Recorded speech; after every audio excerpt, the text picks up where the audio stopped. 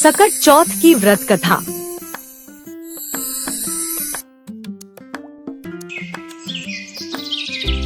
एक बुढ़िया का लड़का सवेरे गाय चराने जंगल में जाता और सांझ पड़े घर आता।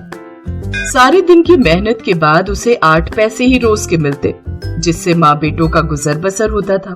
बुढ़िया का चौथ माता की कहानी सुनने का और व्रत करने का नियम बराबर चलता था। वो बुढ़िया व्रत के रोज 5 लड्डू बनाती, 2 चौथ के और 2 विनायक के और 1 अपना। इस तरह नियम पालन करने से वो मोटी होती जा रही थी। ये देखकर आस पड़ोस की औरतों को उससे जलन होने लगी। उन्होंने मिलकर उस बुढ़िया के लड़के को बहकाना शुरू कर दिया। लड़के ने सोचा, मैं तो सारा दिन मेहनत करके सूखी रोटी खाता हूँ और ये घर बैठी बैठी लड्डू खाकर मोटी ताजी हो रही है। इस सोच के कारण वो एक दिन गाय चराने नहीं गया और छुप कर बैठ गया। उस दिन चौथ था। बुढ़िया 2 पैसे का घी ले आई, सदा की तरह 5 लड्डू बनाए और भोग लगाया। लड़का चुपके चुपके सारी बातें देख रहा था। दूसरे दिन वह बुढ़िया से बोला, माँ, मैं कमाने जाऊंगा। यहाँ थोड़ी कमाई है, इसलिए किसी दूसरी जगह जाकर कमाई करूंगा। बुढ़िया ने समझाया बुझाया पर वो नहीं माना, तो बुढ़िया ने हाँ भर दी।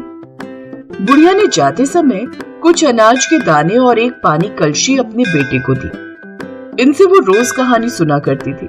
जाते वक्त बुढ़िया ने समझाया कि ये दोनों चीजें तेरी संकट में सहायता करेंगी, सो सदा इसे अपने पास संभाल कर रखना। सवेरे ही उस बुढ़िया का लड़का चल पड़ा। चलते चलते रास्ते में एक नदी आई। पार जाने का कोई रास्ता नहीं था। बुढ़िया का लड़का बड़ा दुखी हुआ। बुढ़िया की बात याद करके उसने हाथ में अनाज के दाने लिए और विनती की, हे चौथ माता, मेरी माँ मेरे लिए ही तेरा व्रत करती थी, तो इस नदी का पानी कम हो जाए और मुझे पार जाने का रास्ता मिल जाए। इतना कहकर उसने कलश में से पानी लेकर छींटे दिए। उसे रास्ता मिल गया। नदी का पानी कम हो गया और लड़के ने रास्ता पार कर दिया। कुछ दूर चलकर जंगल पड़ा, जहाँ उसे शेर को देखकर तो लड़के के होश ही उड़ गए। उसने झट से अनाज के दाने हाथ में लिए और विनती की, हे चौथ माता, अगर मेरी माँ ने मेरे लिए व्रत किए हैं तो यह शेर गाय बन जाए। पानी के छींटे देते ही शेर गाय बन गया और चढ़ने लगा। लड़का आगे निकल गया। सांझ होते ही एक गांव में जा पहुंचा। गांव में घुसते ही एक बुढ़िया का घर आया। अंदर जाकर उस लड़के ने बुढ़िया से रात बिताने के लिए जगह मांगी। बुढ़िया ने दया करके हाँ भर दी। वो लड़का वहीं ठहर गया। रात को उसने देखा कि बुढ़िया मालपुए बनाती जा रही है और रोती जा रही है। लड़के ने अचंभित होकर बुढ़िया से पूछा, बुढ़िया माई, क्या बात है? बुढ़िया माई ने बताया, बेटा, यहाँ का राजा 6 माह एक पकवान बनाता है। उसके पकाने के लिए हर बार एक आदमी की बलि दी जाती है और उसका नियम ये है कि बारी बारी से हर घर का एक आदमी लिया जाता है। आज मेरे 7वें लड़के की बारी है। उसको आज मालपुआ खिलाऊंगी। सुबह होते ही राजा का बुलावा आ जाएगा। उस लड़के ने बुढ़िया से कहा, माँ, चिंता मत कर, कल तेरे लड़के के बदले मैं चला जाऊंगा। बुढ़िया ने कहा, दूसरे के बदले कौन मरता है और मैं तुझे क्यों भेजूं? लड़के ने कहा, नहीं, मैं तो जाऊंगा। ला माँ, मालपुए मुझे खिला। सुबह होते ही राजा का सिपाही आया। बुढ़िया ने उस लड़के को उठाने के लिए बर्तनों की आवाज की और बड़बड़ाना शुरू कर दिया। लड़के की आंख खुली। वो बात समझ के और जाने के लिए तैयार हो गया।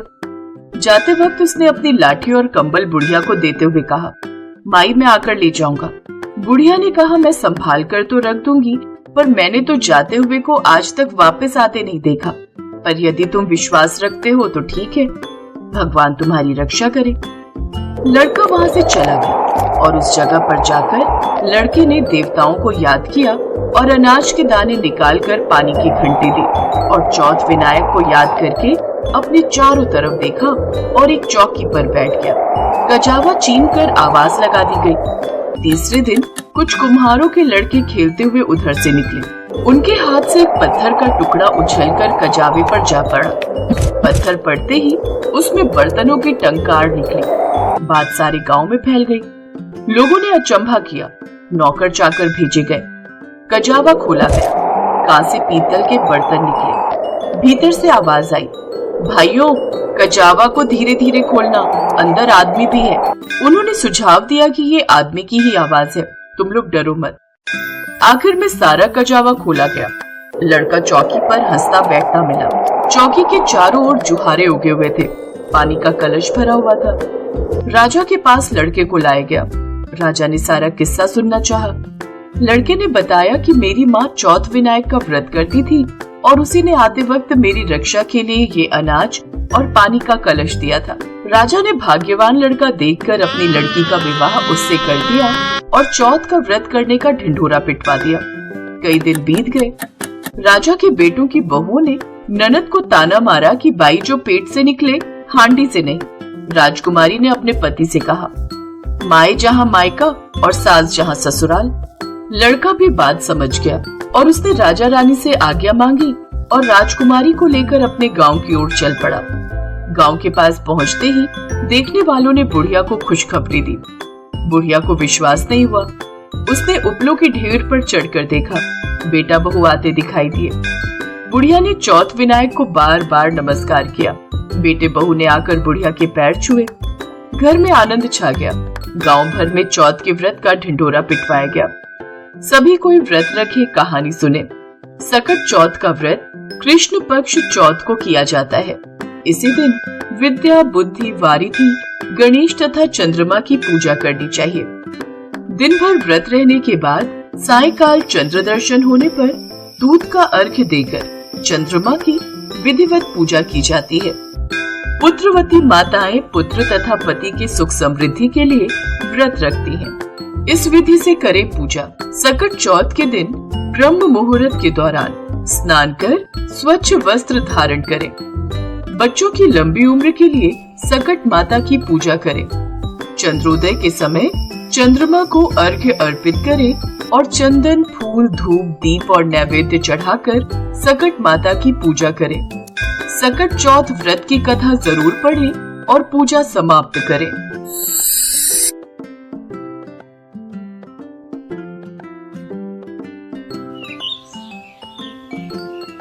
एक समय की बात है। किसी नगर में एक देवरानी और जेठानी रहते थे। जेठानी अमीर थी और देवरानी गरीब थी। देवरानी का पति जंगल से लकड़ियां काटकर शहर में बेचता था। अक्सर वो बीमार रहा करता था। वहीं देवरानी जेठानी के घर का सारा काम करती थी। बदले में जेठानी बचा हुआ खाना, पुराने कपड़े आदि उसे दे देती थी, जिससे देवरानी का घर परिवार चल रहा था।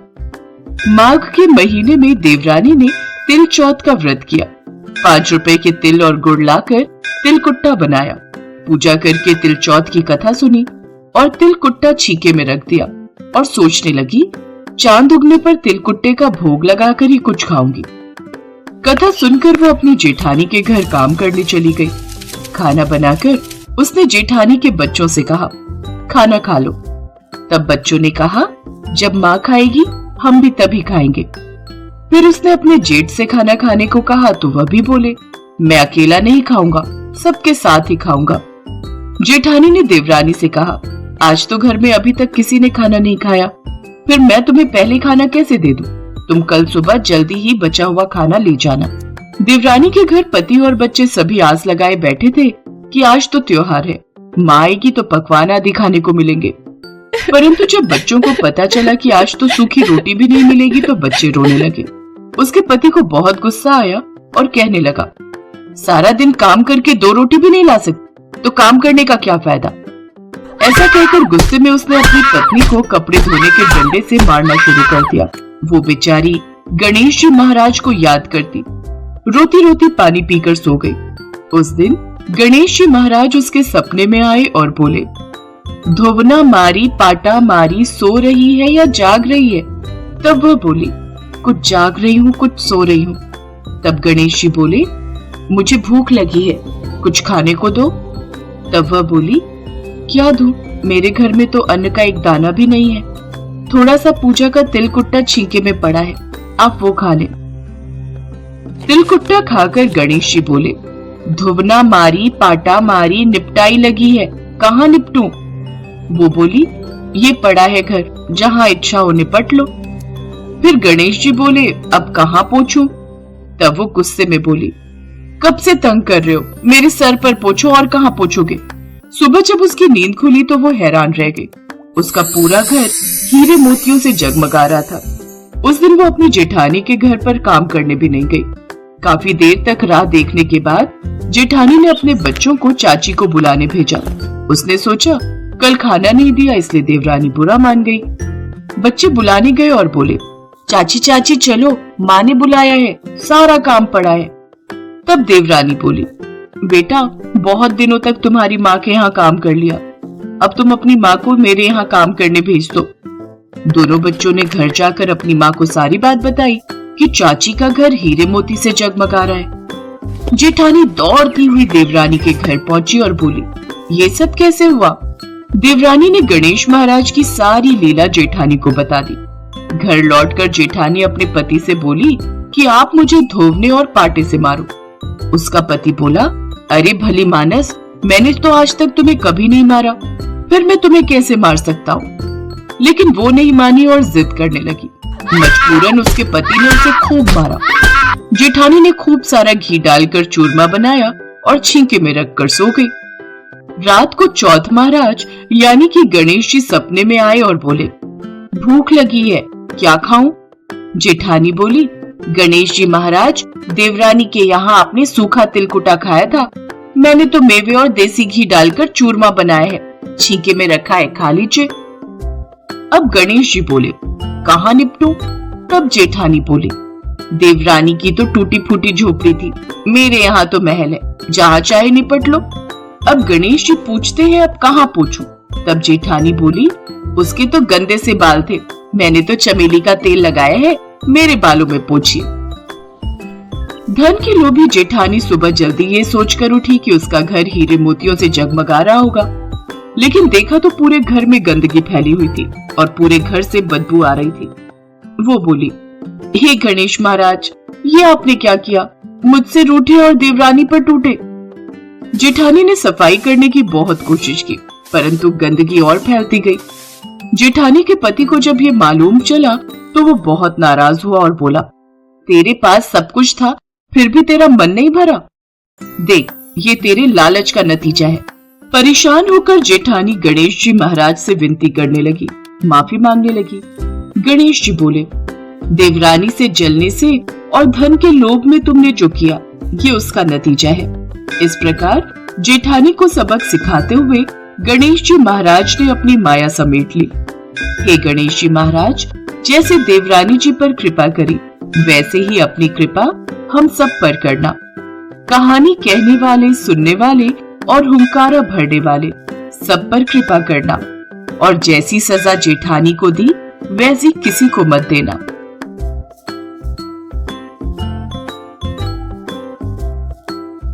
एक गांव में देवरानी और जेठानी रहती थी। जेठानी अमीर थी और देवरानी गरीब थी। देवरानी का पति जंगल से लकड़ियां काटकर शहर में बेचता था। वो अक्सर बीमार रहता था। देवरानी अपनी जेठानी के घर का सारा काम करती थी। उसके बदले में जेठानी बचा हुआ खाना और पुराने कपड़े उसे दे देती थी। इसी से देवरानी का परिवार चलता था। एक बार माघ के महीने में देवरानी ने तिल चौथ का व्रत किया। देवरानी ने 5 रुपए के तिल और गुड़ लाकर तिलकुटा बनाया और पूजा करने के बाद तिल चौथ की कथा सुनी। उसके बाद उसने तिलकुटा अपने घर में बने छीके में रख दिया और सोचा कि चांद निकलने पर तिलकुट का भोग लगाकर ही कुछ खाऊंगी। और इसके बाद वो जेठानी के घर चली गई। जेठानी के यहाँ खाना बनाने के बाद उसने जेठानी के बच्चों से खाना खाने के लिए कहा, बच्चों, खाना तैयार है, तुम कहो तो लगा दूं? नहीं चाची, अभी बिल्कुल भी भूख नहीं है। चाची, जब माँ खाना खाएंगी तभी हम भी खाना खाएंगे।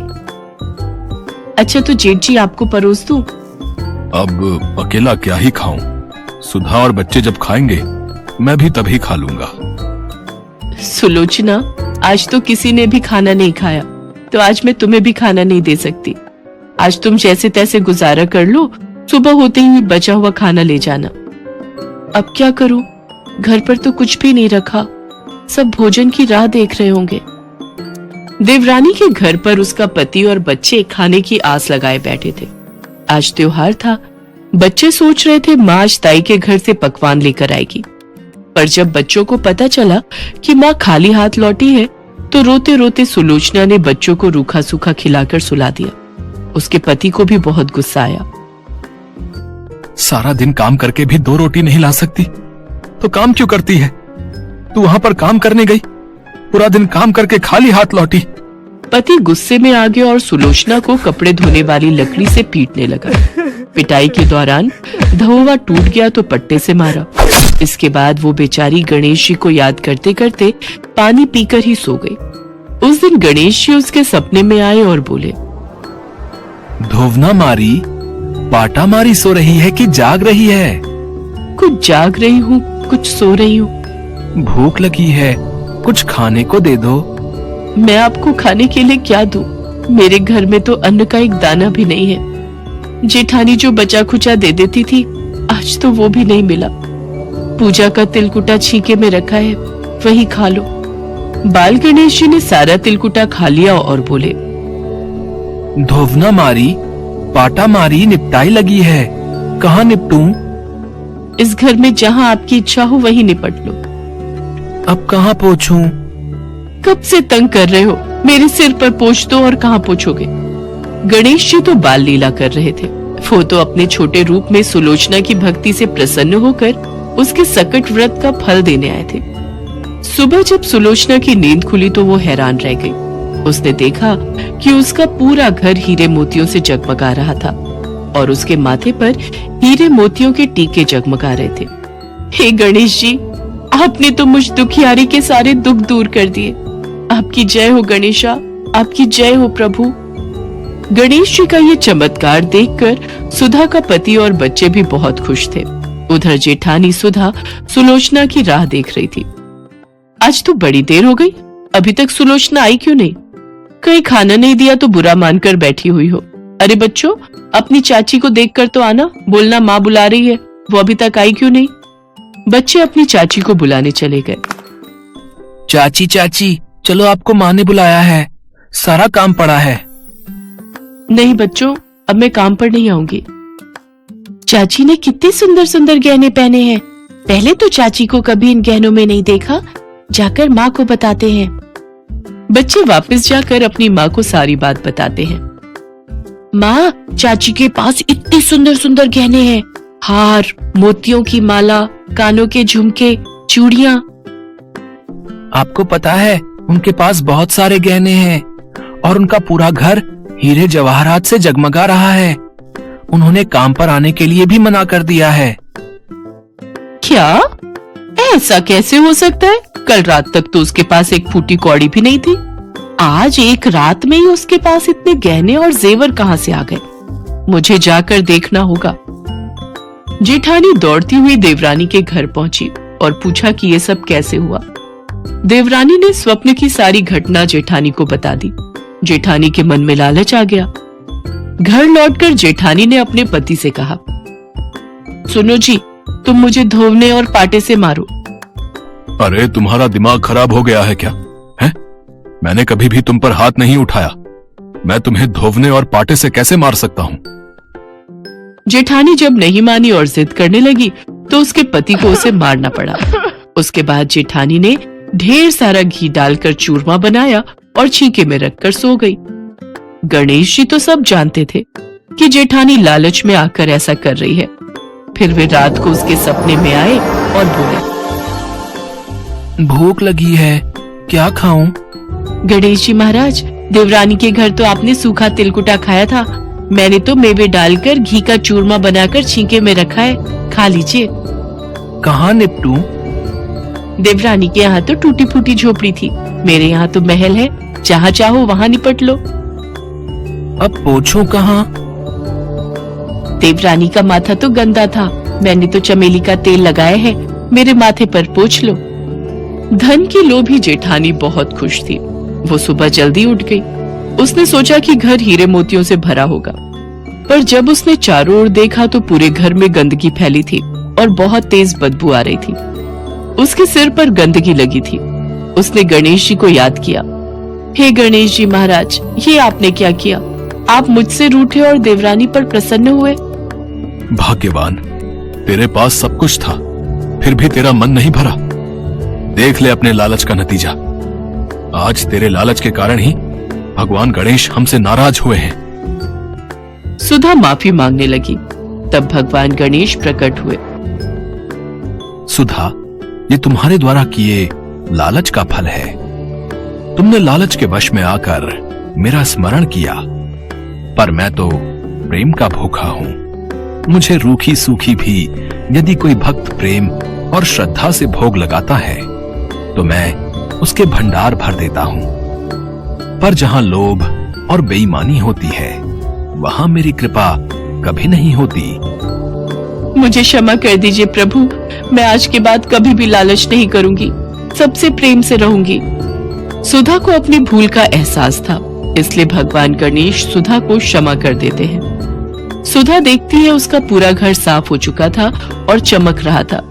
भगवान गणेश ने सुधा को सबक सिखाने के लिए माया रची थी। इसके पश्चात भगवान गणेश अंतर्ध्यान हो जाते हैं। उस दिन से सुधा भी अपने व्यवहार में परिवर्तन ले आती है। दोनों देवरानी जेठानी भगवान गणेश के आशीर्वाद से अपने अपने घर में सुखी थी।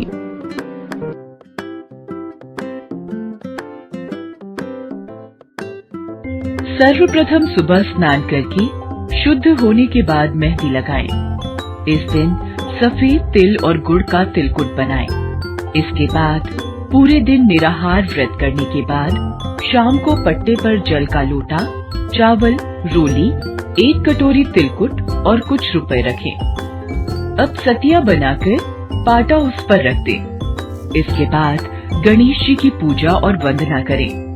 पूजा में गजाननम भूत गणादि सेवितम कपित्थ जम्बु फल चारु भक्षणम उमा सुतम शोक विनाशकारकम नमामि विघ्नेश्वर पाद पंकजम।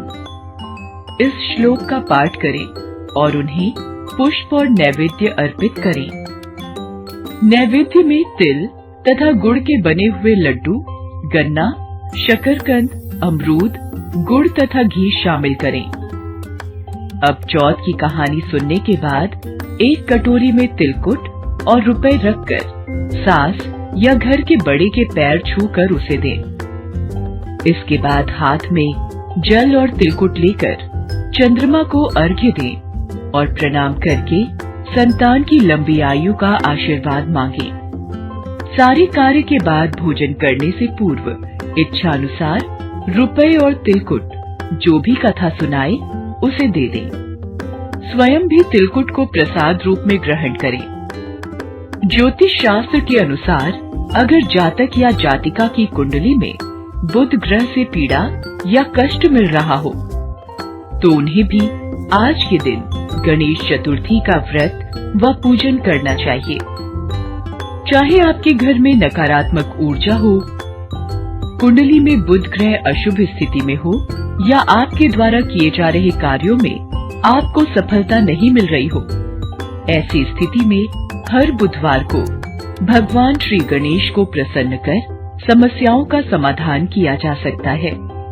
आज के दिन पूजनोपरांत गणेश जी के 1008 नाम से या ओम गम गणपतये नमः मंत्र से 17 बार गणेश जी को निम्न मंत्र से दूर्वा अर्पित करने से समस्त कष्ट दूर होते हैं व आपके मनोरथ की पूर्ति होती है।